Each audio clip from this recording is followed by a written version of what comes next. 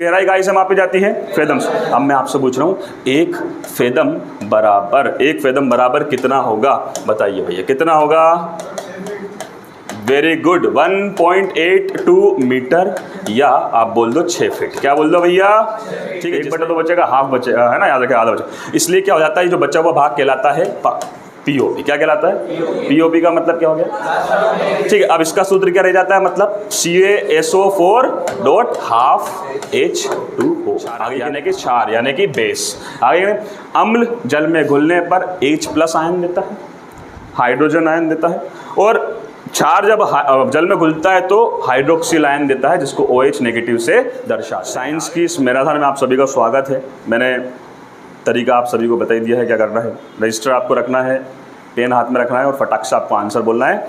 हमारे पास विज्ञान के, जनरल साइंस के जो किसी भी परीक्षा में सबसे ज़्यादा बार पूछे गए प्रश्न वो हैं, और इन प्रश्नों के साथ साथ ये 20 प्रश्न यहाँ पे हैं आपके बोर्ड पे, एक के बाद आने वाले हैं। उन पे हम चर्चा करेंगे, आंसर करेंगे, साथ साथ डिटेल से बात करेंगे हर एक प्रश्न के बारे में। मतलब ये जो 20 प्रश्न हैं ये बदलने वाले हैं लगभग 60 प्रश्नों में। कितने प्रश्नों में, 60 प्रश्नों में। तो साइंस के वो 50-60 प्रश्न, 70 प्रश्न जो बार बार परीक्षाओं में पूछे जाते हैं, उनकी बात हम इस वीडियो में, इस लेक्चर में करने वाले हैं। मेरे ख्याल से आप सभी तैयार हैं, एक बार बता दीजिए। तैयार हैं सभी, चलिए ठीक है, चालू करते हैं। सबसे पहला प्रश्न आता है यहाँ पे, क्या लोहे पर जंग लगती है, डज आयरन रस्ट, किसके कारण से लगती है, किस अभिक्रिया के कारण से लगती है। फेरस ऑक्साइड से लगती है, जल योजित जो फेरस तथा फेरिक ऑक्साइड होता है, मतलब पानी के कारण जो फेरस ऑक्साइड बन जाता है उसके कारण होती है, या क्षारकीय फेरस एवं फेरिक कार्बोनेट से होती है, या फिर उपयुक्त में से सभी कारण हो सकते हैं। किसके कारण आपको लगता है कि जंग लगती है, क्या है भैया बताइए, फटाक से बताइए। 3 सेकंड आपके पास, 1,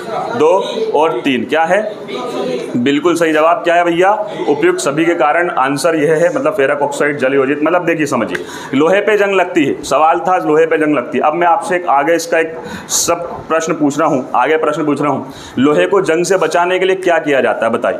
कौन बताएगा, फटाक से बताओ।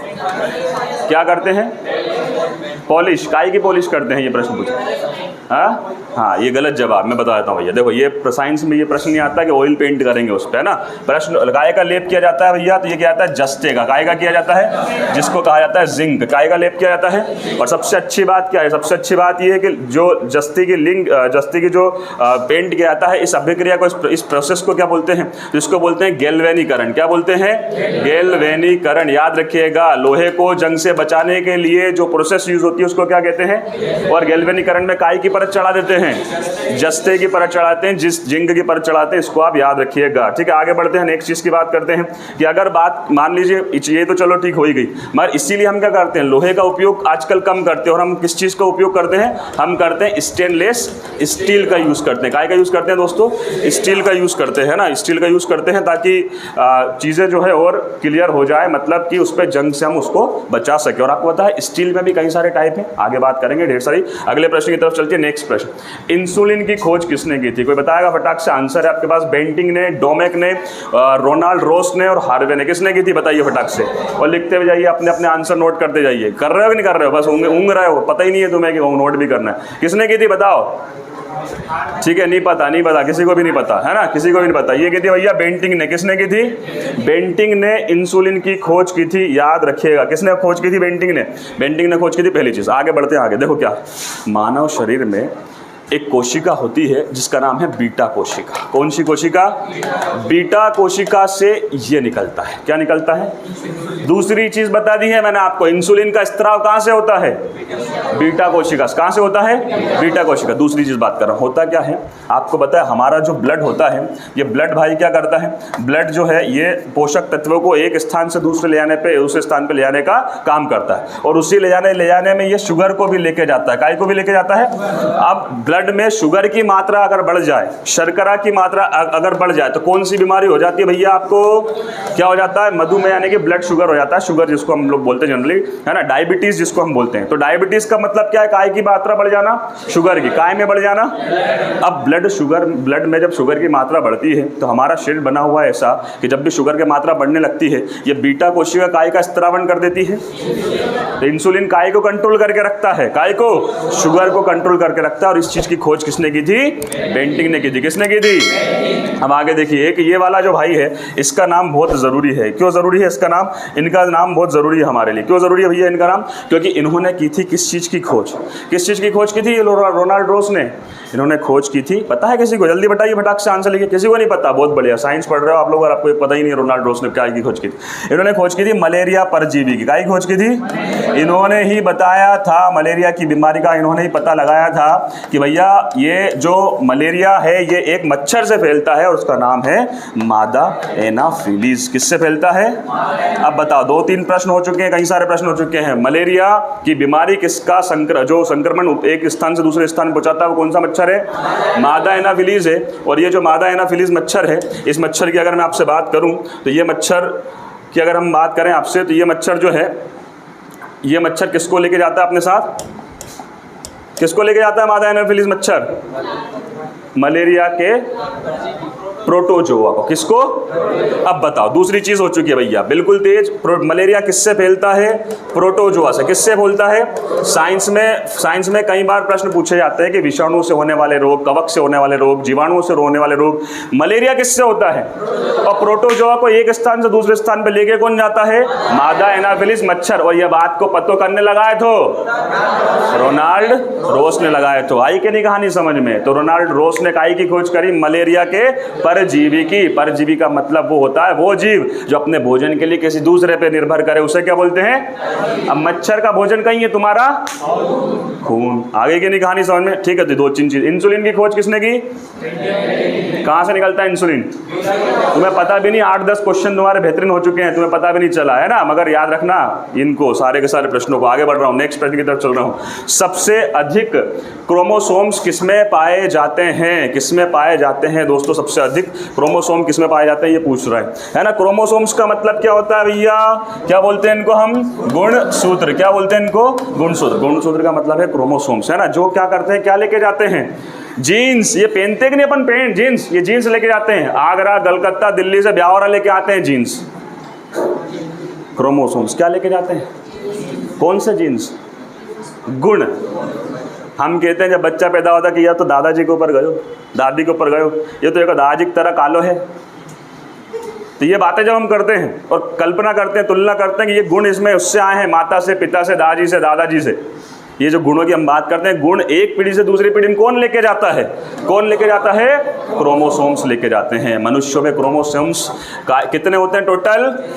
और जोड़ी की बात करें, जोड़ी में होते हैं, पेयर में होते हैं, कितने जोड़ी होते हैं? 23 जोड़ी होते हैं। कितने जोड़ी होते हैं? मगर आपसे प्रश्न क्या पूछा है? प्रश्न पूछा है भैया सबसे अधिक क्रोमोसोम्स काय में होते हैं? काय में होते हैं तो सबसे ज्यादा होते हैं टेरिडोफाइट्स। काय में होते हैं? एक पौधा होता है भैया, पौधे की एक प्रजाति है जिसका नाम है, पौधे का एक ग्रुप है, उस ग्रुप का नाम है टेरिडोफाइट्स, पौधे की प्रजातियों का। ठीक है, याद रखिएगा। इनमें सबसे ज्यादा क्रोमोसोम्स होते हैं। कितने क्रोमोसोम्स होते हैं दोस्तों? तो ये होते हैं 1260। कितने क्रोमोसोम्स होते हैं? अब बताओ, 1260 क्रोमोसोम्स हो गए। ठीक है भैया, 1260 हो गए। मगर मैं आपसे पूछ लूं कि जोड़ी में कितने होंगे? जोड़ी में कितने हो जाएंगे? 630। बताओ भैया, सबसे ज्यादा क्रोमोसोम्स काय में है? टेरिडोफाइट्स। कितने जोड़ी हैं? और टोटल कितने हैं? मनुष्य में कितने हैं? और जोड़ी में कितने हैं? आगे बढ़ रहा हूं नेक्स्ट प्रश्न की तरफ। अगला प्रश्न फेदम है। क्या है भैया? एक मछली है, पौधा है ना। बर्तन को कहते हैं फेदम, या एक प्रकार की माप है, मेजरमेंट है। क्या है? क्या लगती है? क्या है भैया? माप है ना। अगर माप बोलोगे तो पूछूंगा भैया काय की माप है फेदम? काय की माप है? बता दो, काय की माप है? बिल्कुल सही जवाब। पहली बात तो माप है। दूसरी चीज काय को मापते हैं? इससे मापते हैं समुद्र की गहराई को। क्या मापते हैं? समुद्र की गहराई मापते हैं, मतलब ओशन की डेप्थ मापते हैं ना, याद रखिएगा, उसकी गहराई को मापते हैं। समुद्र की गहराई काय से मापी जाती है? फेदम से। अब मैं आपसे पूछ रहा हूँ, एक फेदम बराबर कितना होगा? बताइए भैया, कितना होगा? वेरी गुड, 1.82 मीटर, या आप बोल दो 6 फीट। क्या बोल दो भैया? ठीक है, जिसने ये बताया है, शेलू ने बताया मेरे ख्याल से, है ना। दोनों ही उत्तर सही हैं, है ना। एक फेदम बराबर क्या होगा? मतलब समुद्र गहराई में अगर तुम लगभग 1.82 मीटर चले गए तो कितने फेदम चले गए? या फिर 6 फीट चले गए तो कितने अंदर चले गए? 1 फेदम चले गए। तो फेदम को काय से मापते हैं? काय में मापते हैं, मतलब फेदम की काय की माप है? समुद्र की गहराई। और आपको पता है भैया फेदम जिस यंत्र से यूज होता है उसको क्या बोलते हैं? फेदोमीटर, याद रखना, रट लेना, क्या बोलते हैं? फेदोमीटर से क्या मापा जाता है? समुद्र की, और उसमें जो मापने वाली यूनिट है वो यूनिट क्या है? मजा आया कि नहीं आया? आगे बढ़ जाओ नेक्स्ट प्रश्न की तरफ। अगला प्रश्न है, निम्नलिखित में से कौन सा एक जड़ नहीं है, ये आपको बताना है। तो भैया जड़ समझते हो, ऑप्शन बहुत बढ़िया है, आंसर एक ही बार में कर सकते हो। क्या है आंसर? बताओ क्या है भैया?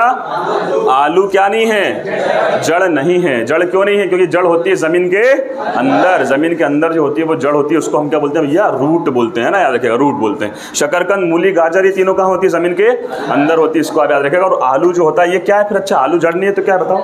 क्या है? वेरी गुड, सही जवाब, बिल्कुल। क्या है जड़ भैया? ये आलू क्या है? ये है तना है ना, इस चीज को आप याद रखिएगा। आलू क्या होता है? तना होता है, ठीक है। अच्छा, सब्जी में आता है क्या आलू? है ना, आता है सब्जी में। सब्जी में आलू नहीं आता भैया, थे ना, याद रखना। और ऑप्शन में देना काई में आता है, ठीक है। सब्जियों में आलू नहीं आता। हम खाते, हम जो चीज़ को खाते हैं, हम तो मछली खा जाए सब्जी बोल दे भाई, मछली की सब्जी हो गई। सब्जी का मतलब होता है वेजिटेबल्स, हरे पत्ते पत्तियाँ जो आते हैं ये। अरे कहानी सुन, ये तो इसमें से तो आलू में से इसको तना क्यों बोलते हैं? क्योंकि ये कंद है। क्या है ये? कंद। मतलब कि इसमें तो खुद ही जड़ें फूटती हैं, अगर आपने देखा हो तो। आलू में तो खुद ही जड़ें फूटती हैं भैया, आई क्या नहीं कहानी समझ में? तो इसलिए इसको तना या इसको कंद बोलते हैं, याद रखिएगा। अब तुम कह रहे हो सब्जी, सब्जी नहीं है तुम्हारी नज़र में, तुम कुत्ते बिल्ली खा जाओ तो सब्जी हो जाए, तो सब्जी थोड़ी होगी वो। सब्जी तो मतलब ये जो हरी सब्जियां होती हैं इनकी बात होती है। आगे बढ़ रहा हूँ नेक्स्ट प्रश्न की तरफ। अगला प्रश्न है, plaster of Paris. Plaster of Paris प्राप्त किया जाता है, किससे प्राप्त किया जाता है बताओ? किससे बात किया जाता है भैया? किससे किया जाता है? जिप्सम से किया जाता है। बहुत जोरदार चीज़ बताता हूँ, जिप्सम से कैसे किया जाता है पता है आपको? जिप्सम का सूत्र बताओ चलो। वेरी गुड, क्या है भैया? CaSO4। जरूरी है 2H2 करें?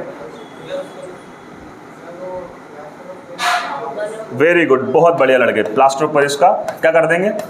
हाफ कर देंगे, हाफ कर देंगे ऐसा, इसका हाफ हो जाएगा। चलो मैं बताता हूँ, छोड़ो क्या है, छोड़िए। जिप्सम, जिप्सम को जब आप पानी में उबालते हो, जब आप जिप्सम को उबाल रहे हो और उबाल रहे हो 100 डिग्री सेल्सियस से ज़्यादा, तो उबालने पे क्या होगा रवि? उबालने पे, पानी में उबाल रहे हो आप उसको, तो उबालने में क्या होगा? उसका 3/4 पानी खत्म हो जाता है, नष्ट हो जाता है। अब हाँ, पानी H2। अब बताओ, अगर 3/4 पानी जिप्सम का कम हो जाएगा तो बचेगा कितना? 1/2। कितना बटेगा? 1/2। 3/4 चला गया तो 1/2 बचेगा, हाफ बचेगा, है ना, याद रखें, आधा बचेगा। इसलिए क्या हो जाता है, जो बचा हुआ भाग कहलाता है पीओपी। क्या कहलाता है? पीओपी का मतलब क्या हो गया? ठीक है, अब इसका सूत्र क्या रह जाता है? मतलब CaSO4 ½ H2O। आगे क्या नहीं कहानी समझ, ठीक है ना। तो इसको बोलते हैं निर्जलीकरण। क्या बोलते हैं इसको? मतलब उसमें जल में उसको घोल के जल को उड़ा दिया। आई क्या नहीं कहानी समझ में? ठीक है, तो क्या बनता है इससे? Plaster of Paris. अब प्लास्टर ऑफ पेरिस समझ में आती है नहीं क्या होता है? नहीं समझ में आया तो कूद जाओ बिल्डिंग से कूदोगे, हाथ पैर टूटेंगे, पट्टा चढ़ेगा। पट्टा काय का होता है? चढ़वा लो, पता चल जाएगा। आगे बढ़ जाते हैं भैया, ठीक है, आगे बढ़ते हैं नेक्स्ट प्रश्न की तरफ। क्या है नेक्स्ट प्रश्न? नेक्स्ट प्रश्न है, ऊर्जा उत्पादन के लिए कोशिका प्रायः किसका उपयोग करती है? काय का उपयोग करती है दादा? और बताओ काय का उपयोग करे? काय का उपयोग करती है कोशिका ऊर्जा उत्पादन के लिए? एमिनो अम्ल, ग्लूकोज, वसा अम्ल, सुक्रोज। काय का करती है? ग्लूकोज। बता चुका हूँ, है ना। सबसे बेसिक यूनिट क्या है ऊर्जा की? ग्लूकोज है ना। और आपको ये बताया था कि काई में का मात्रा क्या में मापी जाती है? ATP में। काई में ATP का फुल फॉर्म बता दो भैया, क्या होता है? लिख दो फटाक से।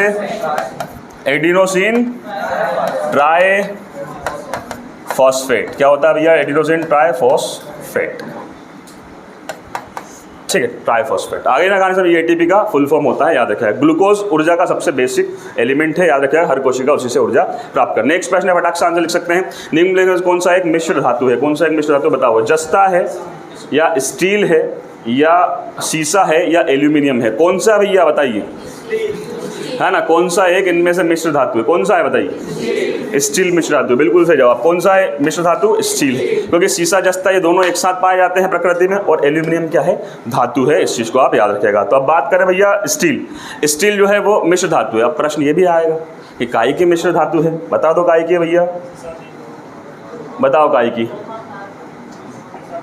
काय की जल्दी फटाक से बता दो। हाँ बताइए, वेरी गुड अंशिका, बिल्कुल हाँ ठीक। देखो हाँ और बता दो, और क्या है? लोहा प्लस कार्बन, और इतना ही रहने दूँ और बढ़ाऊँ? जस्ता डाल दूँ इसमें, और क्या डाल दूँ? सब्जी थोड़ी बना रहा है अपन, नमक मिर्ची हल्दी डाल दो, थोड़ी धनिया डाल दो, जीरा डाल दो, दो का मिश्रण। ठीक है, बताता हूँ। स्टील जो है ये लोहा और कार्बन का मिश्रण है, मगर ये होता है भैया हल्का स्टील। कैसा होता है? हमें आपने एक शब्द सुना होगा और वो शब्द है स्टेनलेस स्टील। कौन सा स्टील? स्टेनलेस स्टील को ज़्यादा बड़ा, अच्छा, मजबूत, अच्छा स्टील माना जाता है, एक लंबा चलने वाला स्टील माना जाता है। तो उसमें क्या होता है? उसमें होता है क्रोमियम। क्या डालते हैं? थोड़ा सा क्रोमियम, और क्रोमियम के साथ डाल देते हैं थोड़ा सा निकेल। क्या डाल देते हैं? जब क्रोमियम निकेल और डाल दोगे इसमें तो क्या बन जाएगा? स्टेनलेस स्टील, मतलब स्टील में भी अच्छी क्वालिटी का स्टील। आ गई कि नहीं कहानी समझ में? ठीक है ना। तो स्टील भी मिश्रण है, ये मिश्र धातु है, किन किन से मिलकर बना है? लोहा और कार्बन से मिलकर बना है। और ज़्यादा बेहतर बनाने के लिए इसमें क्या डाल दिया जाता है? क्रोमियम और निकल डाल दिया जाता है, स्टेनलेस स्टील बन जाता है। ठीक है दोस्तों, याद रखिएगा, बहुत जोरदार प्रश्न था। आगे बढ़ते हैं। और आपको पता है ये वाले दोनों, इन दोनों को क्या बोलते हैं भैया? जुड़वा खनिज। क्या बोलते हैं इनको? जस्ता का मतलब अभी करा था जिंक, और सीसा का मतलब क्या होता है? लेड। क्या होता है? लेड। चलिए आगे बढ़ता हूँ नेक्स्ट प्रश्न की तरफ। अगला प्रश्न है जीव, अच्छा बहुत अच्छा प्रश्न आ गया। जीव विज्ञान के जनक के नाम से जाने जाते हैं, कौन है भैया? कौन है? अरस्तु, है ना। अरस्तु क्या कहा जाता है? जीव विज्ञान का पिता, यानी कि बायोलॉजी का फादर ऑफ बायोलॉजी। ठीक है। लेमार्क और ट्रेविनस ने क्या करा था? क्या दिया था? नाम दिया था, है ना, नाम दिया था। और ये कौन सा नाम दिया था इन्होंने? बायोलॉजी, यानी कि बायोस और लोजोस कहा था, है ना। बायोस और लोगोस से क्या मिलकर बना था? बायोलॉजी बना था, यानी कि जीवन का अध्ययन। ठीक है, इन्होंने नाम दिया था। अरस्तु ने आज से लगभग 2500 साल पहले किताब लिखी थी, आपको पता है कौन सी? बताई थी, हिस्टोरिया एनिमलिज्म। और हिस्टोरिया एनिमलिज्म में 500 प्रकार के जीवों के बारे में अध्ययन उसने करा था, बताया था। इसीलिए जीव विज्ञान का पिता हमने किसको कहा था? आपको याद है? अरस्तु को कहा था। मगर साथ साथ में पूछ लूं भैया, जीव विज्ञान की दो प्रमुख शाखाएं, दो कौन सी भैया? एक हो गई बॉटनी। कौन सी हो गई? बॉटनी। और दूसरी कौन सी हो गई? इनके भी पिता बताते चलो।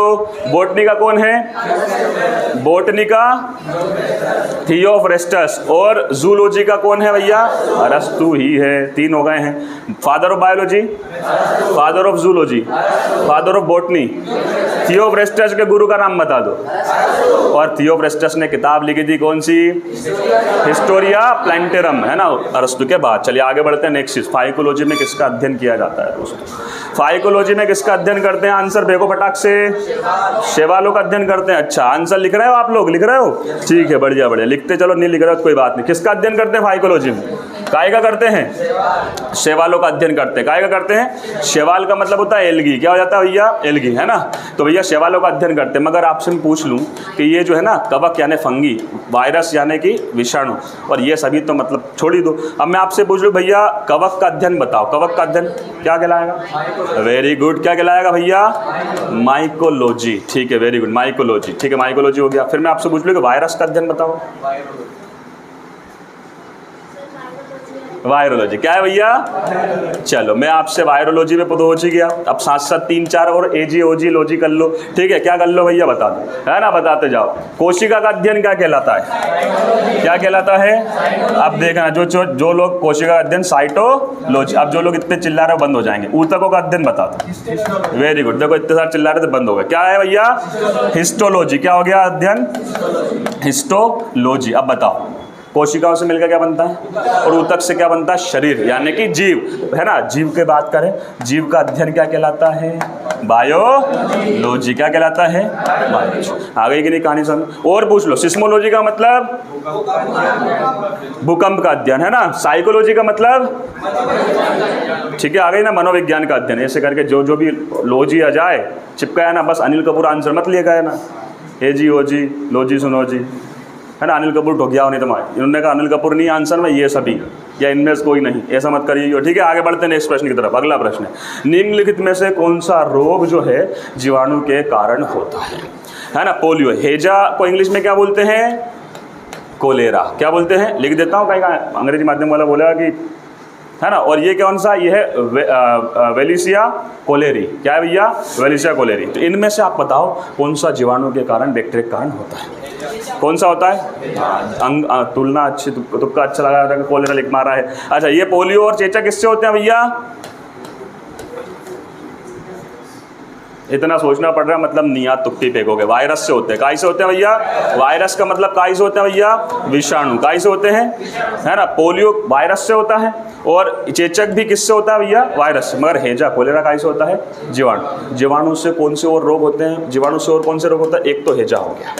हैजा के अलावा आप एक टीबी दे लो। टीबी का मतलब समझते हैं ना, वो पिक्चर वाली टीबी नहीं, कौन सा? ट्यूबरक्लोसिस, यानी कि क्षय रोग अगर होता है वो भी इसी से होता है। और ले लो भैया, और ले लो टाइफाइड। टाइफाइड हो रहा है ना, अभी खूब हुआ टाइफाइड पिछले महीने लोगों को। काई से होता है भैया? जीवाणु से। काई से होता है? जीवाणु से। तो ये सारी बीमारियां जीवाणु से होती है ना। फिर बात करें वायरस से कौन कौन सी चीजें होती है, तो वायरस से पोलियो हो गया, चेचक हो गया, एक हो गया तुम्हारा फेवरेट होगा नहीं कहीं, अगर मान लो एड्स। नहीं सुना नाम? बचपन से सुनते आ रहे हैं इसके बारे में, है ना? क्या है भैया? एड्स सुनते आ रहे हैं ना। तो एड्स की बीमारी भी काई से होती है? वायरस से होती है। किससे भी होती है? वायरस से। और वायरस से क्या हो सकती है? बिल्कुल इसको, हाँ वो HIV अगर आप बोलना चाहे अलग से, ठीक है, HIV नाम के वायरस से होती है, ठीक है, चलिए याद रखेगा ये सारी चीजें। मगर मलेरिया किससे होता है? मलेरिया किससे होता है? प्रोटोजोआ से होता है ना, याद रखिएगा। नाम लिख दिए बीमारियों के, याद रखना भैया। मलेरिया होता है प्रोटोजोआ से। मगर अगर इसके साथ पूछ लूं मैं, दांत, खाज, खुजली, ये होता है कवक से। काई से होते हैं भैया? दाद, खाज, खुजली और गंजापन, ये चीजें काई से होती हैं? कवक। कवक का मतलब क्या होता है?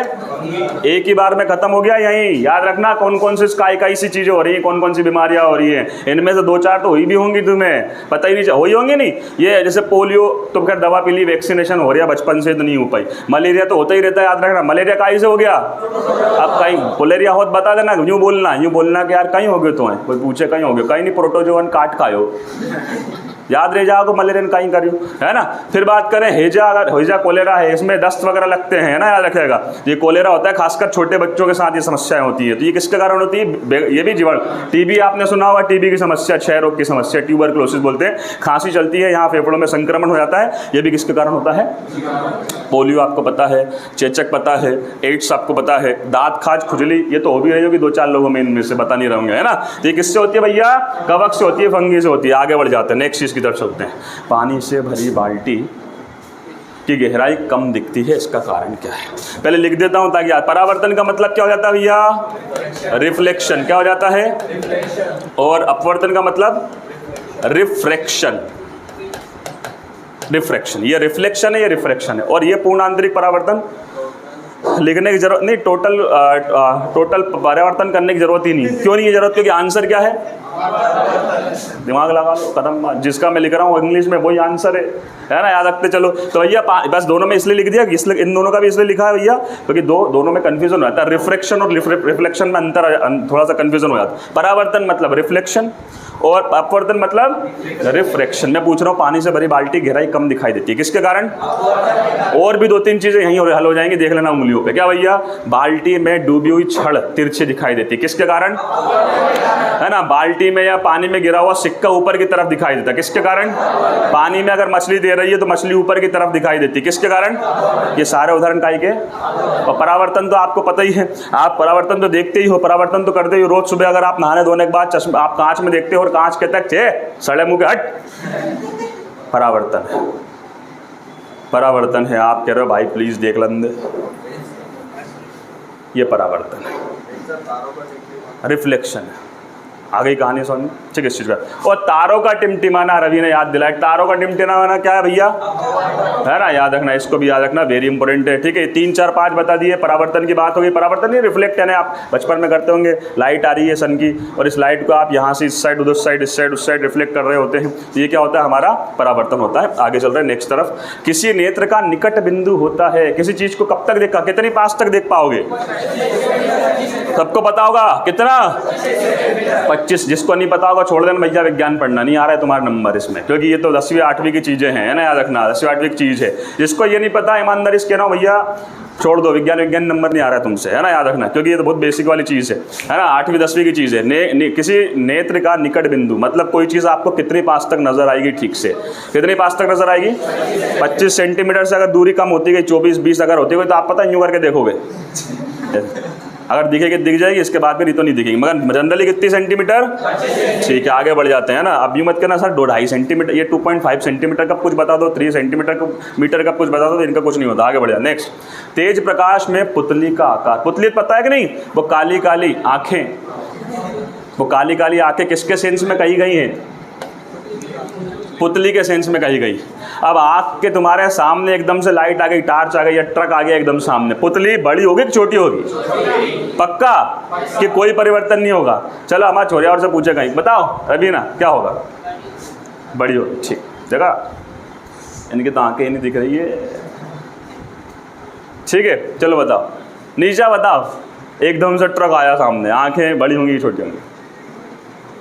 पता नहीं। हाँ, खुद की आँखें अपन कैसे देख पाएंगे? हाँ, ये भी सही बात है। अरे सर मोह देख तो खुद की आँख में देख ही नहीं पाऊँ, बड़ी हो गई छोटी हो गई? चलो नहीं बताओ, बड़ी हो जाएंगी। ठीक है, देखो अभी तो कोई भावना में दे रहा था सारे सर है ना, भावना मतलब तुम्हारे साथ आंसर देते मक्खी की तरह। छोटी होती है भाई। कैसी होती है? छोटी होती है। अब है ना, कोई की आंख पे एकदम, अभी मैं जाऊंगा ना यूं पढ़ना मुंह, ए भाई रुक जा 2 मिनट, तो टार्च चला देना एकदम से, देखना छोटी होती है बड़ी होती है। कैसी होती है?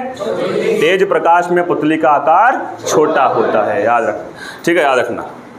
नेक्स्ट आगे बढ़ते। बहुत बढ़िया प्रश्न है, मेरे ख्याल से ये भी प्रश्न अगर नहीं पता है तो कोई मतलब नहीं। क्या है?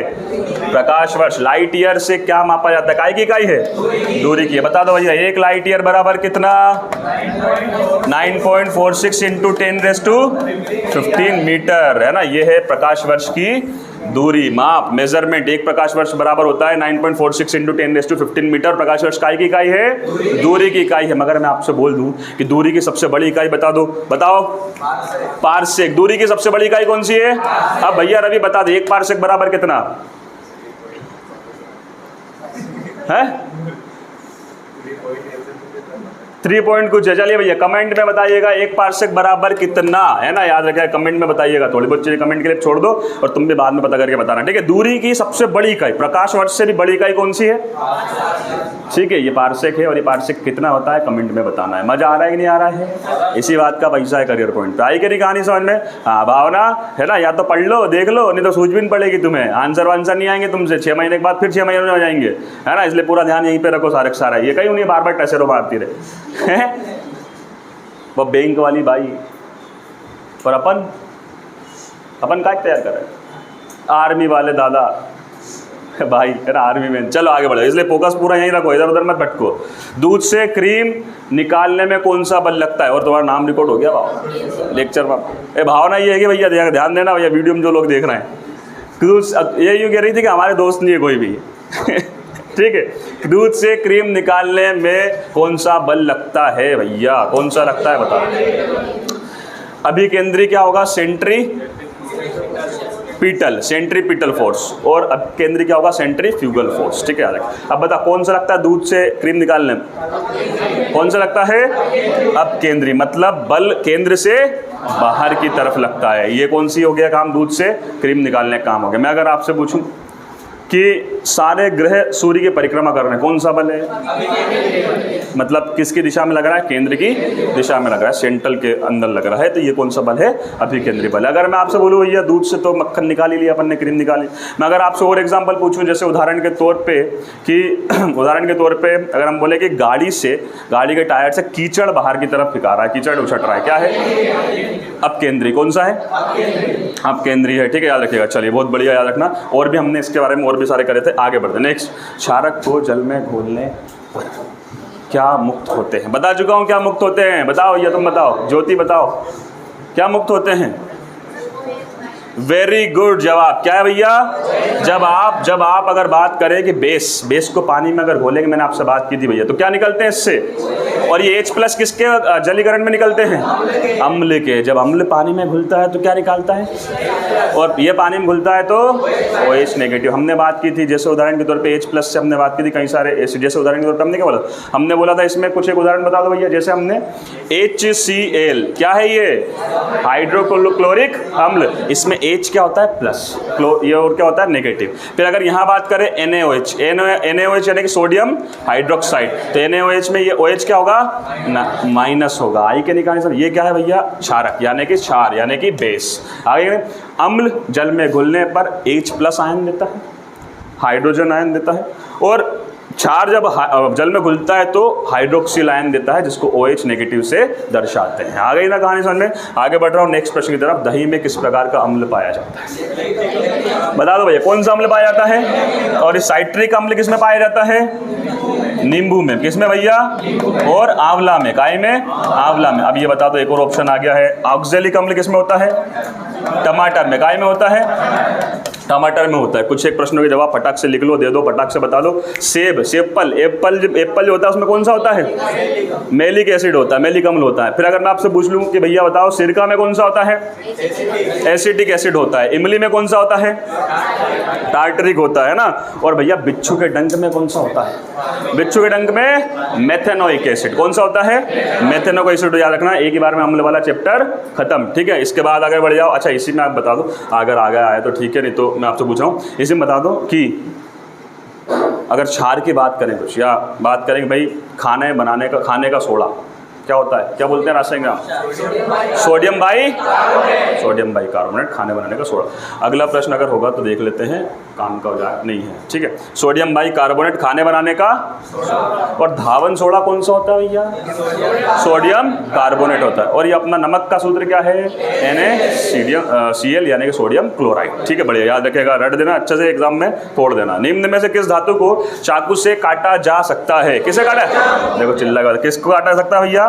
सोडियम को धातु से काटा जा सकता है। ठीक है, बहुत बढ़िया। आगे बढ़ते हैं, नेक्स्ट चीज की तरफ बढ़ते हैं। लास्ट प्रश्न है, एक स्वस्थ मनुष्य का रक्तचाप यानी कि ब्लड प्रेशर कितना होता है?